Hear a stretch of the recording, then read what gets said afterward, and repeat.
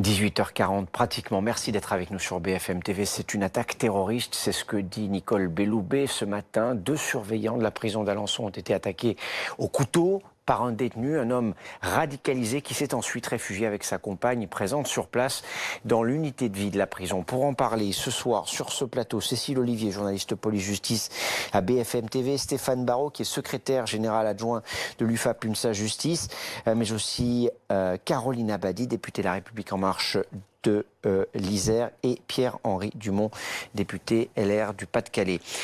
Pour commencer, on va retrouver Guillaume Bertrand. Il est devant la prison d'Alençon. Quelles sont les toutes dernières infos dont vous disposez ? Eh bien, selon nos informations, l'homme est toujours retranché au sein de ce centre pénitentiaire, celui qui se trouve juste derrière moi, mais des détonations retentissent régulièrement depuis 5-10 minutes maintenant, sans qu'on sache exactement ce que c'est. Les informations qui nous parviennent sont floues. On sait que l'homme est muni d'un couteau en céramique et qu'il se dit porteur d'une ceinture d'explosifs, une information invérifiable pour le moment, mais en ce qui concerne le déroulé de l'attaque de ce matin, on en sait un peu plus, puisqu'il y a un représentant syndical qui est venu s'exprimer tout à l'heure. Alors, l'attaque, elle s'est déroulée dans une unité de vie familiale. C'est un endroit dans lequel les détenus peuvent venir voir leurs proches à l'abri des regards des surveillants pénitentiaires. C'est là que s'est déroulée l'attaque et c'est la femme du détenu qui a porté le premier coup avant que son époux ne porte le second. Les mots Allah Akbar ont été prononcés et je cite, vous êtes des mécréants, vous allez mourir. Autant d'éléments qui ont fait dire à la ministre de la Justice, Nicole Belloubet, que le caractère terroriste de cette attaque ne fait aucun doute. Merci Guillaume pour ces toutes dernières précisions. Cécile Olivier Lassaillant, qu'est-ce qu'on sait de lui ?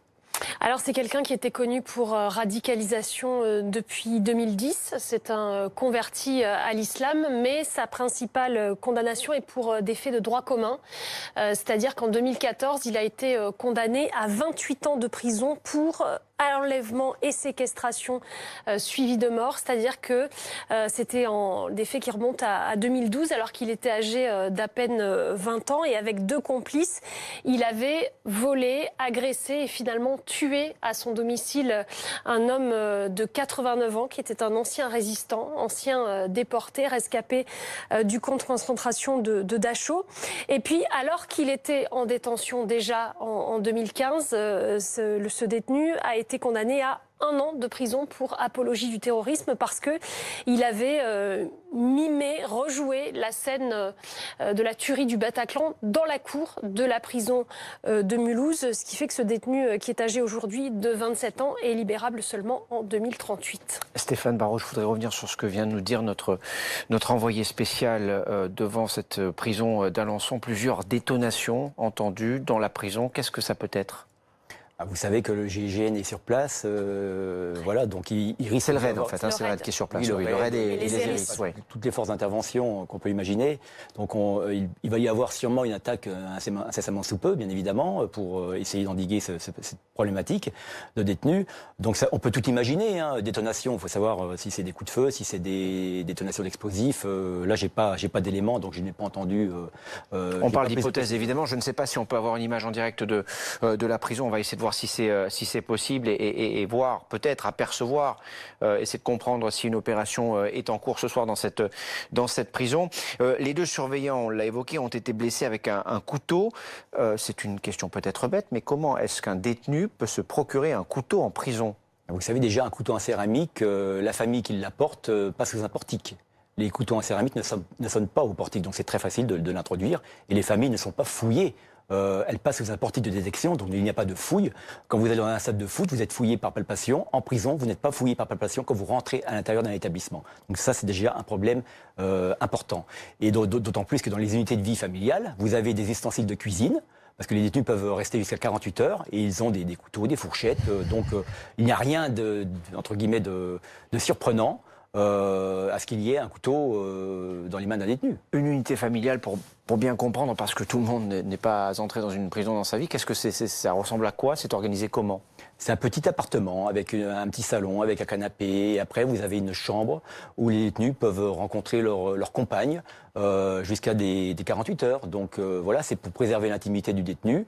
Donc c'est un mini appartement avec une petite terrasse. Tout est aménagé pour que les détenus soient à l'aise et rencontrent sa famille ou sa conjointe. Cet homme apparemment était radicalisé. Caroline Abadie, est-ce qu'il y a beaucoup de détenus radicalisés en France? Alors, ce que je voudrais d'abord dire, c'est toute ma sympathie pour les deux gardiens surveillants qui ont été blessés aujourd'hui. Je pense que c'est quand même important d'en profiter pour dire que c'est vraiment un métier extraordinaire dans le sens où il est tout sauf ordinaire. Je suis désolée, on a été prévenus très tard de cette invitation. J'ai pas les chiffres des détenus radicalisés en prison. Par contre, ce que je sais, il y a 2000. En fait, il y a 2000 détenus connus pour radicalisation, plus 500 qui, eux, sont condamnés pour des faits de terrorisme. Par contre, ce que je peux effectivement vous dire, c'est qu'il y a une vraie sur le plan prison qui avait été présenté par Nicole Belloubet, il y a un vrai sujet sur assurer l'étanchéité de ces détenus pour donc construire plus de cellules étanches pour que ces détenus ne puissent pas faire de prosélytisme et donc que ce phénomène de radicalisation en prison ne prenne pas d'ampleur. On va essayer de voir ce qui peut être fait pour lutter contre ce phénomène de radicalisation en prison avec vous dans un instant. Cécile Olivier, je le rappelle, il y a quelques instants à peine, c'est en direct que vous l'avez appris sur BFM TV, plusieurs détonations dans la prison. Est-ce qu'on en sait plus? Alors apparemment, de ce qu'on nous dit de sources policières, il y a un assaut qui est en cours, c'est-à-dire que les détonations qu'a entendu Guillaume tout à l'heure, ce sont des tirs de sommation pour essayer de déloger le détenu. Voilà, c'est en cours, c'est vraiment tout frais. Il faut voir ce que ça va donner, sachant donc que ça faisait plusieurs heures. Le raid est arrivé sur place un petit peu avant midi et demi. Ce qui se passe dans ces cas-là, c'est que un négociateur essaye de prendre contact avec le forcené, enfin avec le terroriste, pour essayer un petit peu de savoir ce qu'il veut, essayer de le cerner, savoir quelles sont ses motivations et si possible l'amener à se rendre sans effusion de sang. Apparemment, il y a il y a peu de temps, un premier contact avait été établi et avait échoué. Et là, de ce qu'on nous dit donc de sources policières et ce que nous dit Guillaume qui a entendu les détonations, un assaut est en cours avec des tirs de sommation. Et on va essayer d'aller le retrouver, Guillaume Bertrand, dans quelques instants pour voir quelle est la situation sur place. Un assaut serait donc en cours devant cette prison de l'Orne où deux surveillants ont été agressés. Ils sont blessés, ces deux hommes. Ils ont été agressés ce matin. Et depuis cette agression, l'assaillant s'est réfugié dans les locaux. Une unité familiale dans cette prison, il y est avec sa compagne. Le problème de la radicalisation en prison, parce que c'est un problème aujourd'hui en France, le meilleur moyen de lutter contre, qu'est-ce que c'est selon vous? Ça prouve surtout qu'aujourd'hui on ne sait pas déradicaliser. Toutes les expériences qui ont été menées montrent qu'on n'arrive pas à faire en sorte que cette idéologie extrémiste, islamiste, n'arrive pas à sortir de la tête des personnes qui sont radicalisées, en particulier en prison. On a ce grand phénomène de radicalisation en prison où on a également du mal à juguler. Et aujourd'hui, malheureusement, une des seules solutions serait d'avoir un isolement des personnes radicalisées les plus dangereuses. Moi, je ne comprends pas comment une personne qui a pu se réjouir des attaques du Bataclan, qui a pu remimer ses actions et qui a même demandé à continuer ses actions, peut être dans une unité de vie familiale. Enfin, ça me semble totalement en dehors de tout cadre intellectuellement compréhensible. Avant d'entendre votre réaction, Stéphane Barraud, je voudrais qu'on aille sur place. Ce sont des images en direct du centre pénitentiaire d'Alençon dans l'Orne, où se trouve donc Guillaume Bertrand pour BFM TV et où, semble-t-il, Guillaume, un assaut aurait débuté. Oui, des détonations sont en cours depuis 15 minutes maintenant ici au centre pénitentiaire de Condé-sur-Sarthe. Des détonations à intervalles réguliers, ce qui semble être des coups de feu en tout cas. On sait que le RAID est sur place et que les équipes régionales d'intervention et de sécurité sont également présentes. Le forcené qui est donc à l'intérieur de ce centre pénitentiaire depuis plus de 8 heures maintenant. Il est retranché, on le sait, avec sa femme. Il est muni, selon nos informations, d'un couteau en céramique et il se dit également porteur d'une ceinture d'explosifs. C'est une information qui est pour le moment invérifiable, mais qui en tout cas entraîne beaucoup de précautions de la part des forces qui sont présentes ici. Et donc beaucoup de il y a donc les forces de l'ordre qui sont sur place, je vous l'ai dit, le RAID et également les hérisses qui sont ici, et donc des détonations régulières maintenant depuis 15 minutes. On peut donc dire qu'un assaut est en cours ici au centre pénitentiaire de Condé-sur-Sarthe. Merci Guillaume, vous restez sur place bien sûr pour BFM TV pour continuer de suivre cette situation. Les hérisses, je le rappelle, pour ceux qui ne le savent pas, ce sont les équipes régionales d'intervention et de sécurité. On peut dire que c'est un peu l'équivalent du RAID pour les hommes de la pénitentiaire. On évoquait ces questions de radicalisation. Est-ce que c'est ça la solution, d'isoler les détenus radicalisés en prison pour éviter d'autres radicalisations ? À défaut d'autre chose, oui, c'est déjà la solution ultime, puisqu'on s'est bien rendu compte qu'on ne pouvait pas déradicaliser. Et notre organisation demandait effectivement des établissements spécialisés, avec les moyens humains nécessaires, pour justement les mettre à l'écart de l'autre population pénale qui pourrait être facilement pris dans ce truc-là, quoi. Donc il faut les isoler totalement de la détention, puisqu'on voit bien que ce phénomène se propage dans la détention et il faut les isoler complètement. Qu'est-ce qui existe en France aujourd'hui de fait pour essayer de déradicaliser les personnes qui pourraient l'être en prison? Les quartiers d'évaluation de la radicalisation. Il y en a 6, je crois. Oui, je crois que c'est on en a visité un à Fresnes avec la commission des lois. Ça fonctionne comment? Vous avez très peu de détenus en fait, parce que c'est de la dentelle en fait que l'équipe pénitentiaire fait autour de ces détenus. Donc c'est sûr qu'on ne peut pas avoir un gros volume traité simultanément.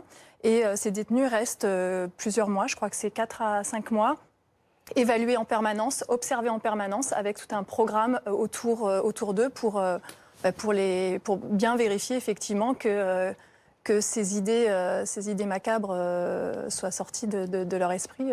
4 à 5 mois, c'est suffisant pour déradicaliser quelqu'un?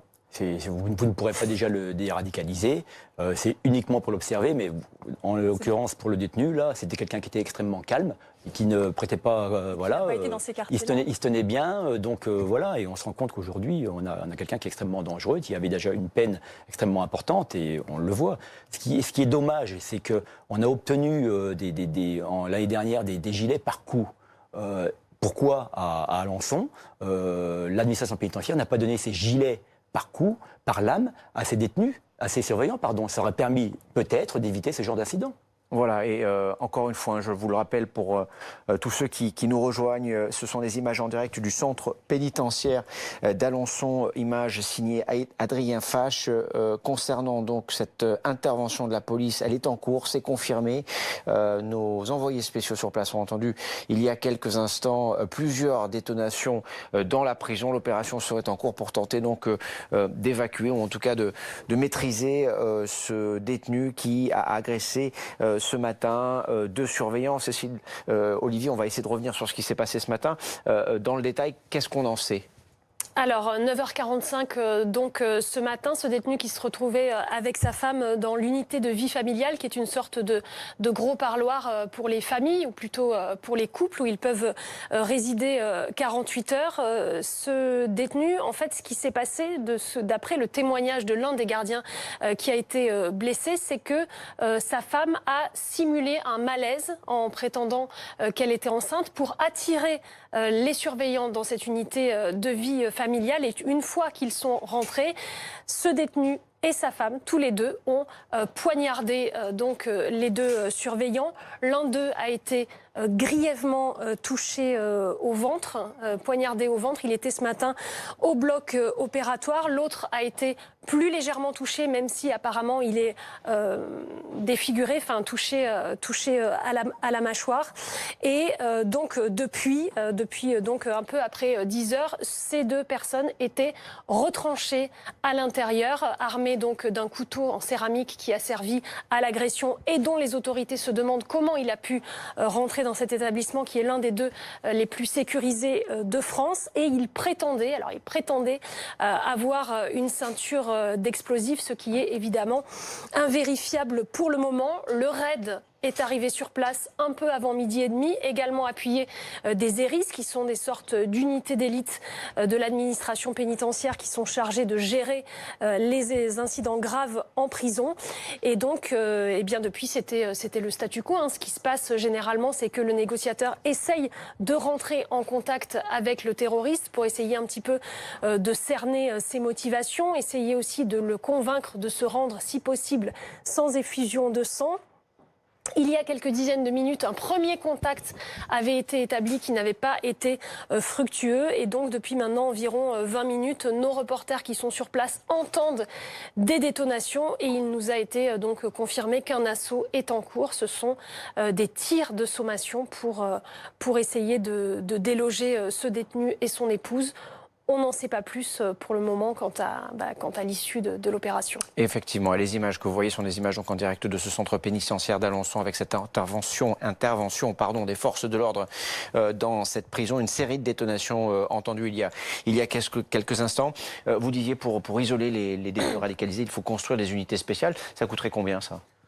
Ça coûterait plusieurs millions d'euros. Ce qui est sûr, c'est qu'aujourd'hui, nos prisons sont surpeuplées. On a à peu près 118% de taux d'occupation des prisons. On avait un plan annoncé par Emmanuel Macron lors de la campagne de 15 000 nouvelles places de prison créées. A priori, ça s'est revu largement à la baisse, à peu près à 7 000 places créées sur le quinquennat, ce qui est largement insuffisant pour compléter et résorber en fait cette surpopulation carcérale. Et puis surtout se posera après la question de que vont devenir les détenus radicalisés en prison, radicalisés auparavant ou terroristes qui vont sortir de prison. 400 d'entre eux vont sortir d'ici la fin d'année 2019. C'est pour ça que nous proposons d'avoir une rétention de sûreté pour les personnes qui ont été condamnées pour terrorisme et qui, au final, représentent toujours un risque à l'issue de la peine qu'ils ont dû purger en prison. Il faut absolument préserver la sécurité des Français. C'est en cela que la proposition du gouvernement de rapatrier des djihadistes depuis la Syrie et l'Irak est une folie. Est-ce qu'en regroupant des détenus radicalisés entre eux, on ne court pas le risque d'une, je ne sais pas comment on pourrait appeler ça, mais surradicalisation? Et la question de la sortie se pose toujours aussi, une fois que ces personnes sont sorties de prison, qu'est-ce qu'on en fait? C'est bien pour ça qu'il y a une vraie évaluation à avoir et qu'on propose cette rétention de sûreté à l'issue de la peine pour être certain que ceux qui vont sortir ne risquent pas à nouveau de commettre des actes barbares. Je rappelle par exemple que l'assassin du père Hamel a été libéré sous bracelet électronique, a été remis dans la nature sous bracelet électronique certes, mais a commis alors qu'il était soupçonné de radicalisation cet acte odieux qui a mené à l'assassinat du père Hamel. Caroline Abadie, des centres fermés pour les radicalisés, bonne ou mauvaise idée? Ce qui est sûr, c'est qu'effectivement, les radicalisés, il ne faut pas les laisser faire leur prosélytisme. Ça, on peut être d'accord sur ce constat-là. Des prisons plus sécurisées pour ces prisonniers-là, mais pas pour tous, ça aussi d'accord. Plus de places, 7 000 sur ce quinquennat, 8 000 sur le suivant, c'est plus que beaucoup d'autres n'auraient réussi à faire précédemment. Je parlais des quartiers d'évaluation de la radicalisation. On passe par ces quartiers-là juste avant de sortir. On n'y passe pas quand on entre en prison, on y passe quand on sort de prison. Donc, pour finir, c'est un petit peu ce qui existe déjà, ce que vous nous proposez, c'est d'évaluer la radicalisation avant de sortir. Ce que vous proposez, c'est que les gens restent en prison un peu ad vitam aeternam. Je pense que il faut ça existe déjà dans le droit français. Il faut se garder. Il faut se garder de. On est vraiment sous le coup d'une émotion forte à ce moment-là, de proposer ce genre de choses qui toucheraient énormément de personnes pour effectivement des cas isolés qui sont très très graves, mais qu'il faut peut-être traiter autrement. Le renseignement pénitentiaire, par exemple, est peut-être, et c'est là où l'intérêt de rajouter des moyens au service de renseignement pénitentiaire est intéressant, c'est eux qui vont pouvoir faire aussi cette détection et ce travail un peu de dentelle dont on parlait tout à l'heure. Merci à tous les quatre d'être venus sur ce plateau ce soir pour toutes vos explications, vos commentaires aussi. On va continuer bien sûr de suivre avec beaucoup d'intérêt l'évolution de cet assaut en cours, une intervention des forces de l'ordre en ce moment même à la prison d'Alençon. Une série de détonations ont été entendues il y a quelques minutes à peine, Guillaume Bertrand. Oui, tout à fait. Et juste à l'instant, une autre détonation a retenti au sein de cette prison, de ce centre pénitentiaire de Condé-sur-Sarthe. C'est ce qui semble être des coups de feu, des détonations donc régulières depuis maintenant un bon quart d'heure ici dans cette prison. Peu d'informations nous parviennent de l'intérieur de la prison. On sait que le détenu est retranché avec sa femme, qu'il est muni d'un couteau en céramique et qu'il se dit porteur d'une ceinture d'explosifs. Mais là encore, c'est une information qui est invérifiée. vérifiable. Les représentants syndicaux se sont succédés devant nos caméras et beaucoup nous ont dit que la femme serait une complice de son mari. Et cette ceinture d'explosifs que le détenu prétend porter entraîne beaucoup de précautions de la part des équipes qui sont sur place, le RAID et les équipes régionales d'intervention et de sécurité qui sont là depuis près de 8 heures maintenant ici au sein de la prison de Condé-sur-Sarthe où des détonations retentissent régulièrement donc depuis 15 minutes.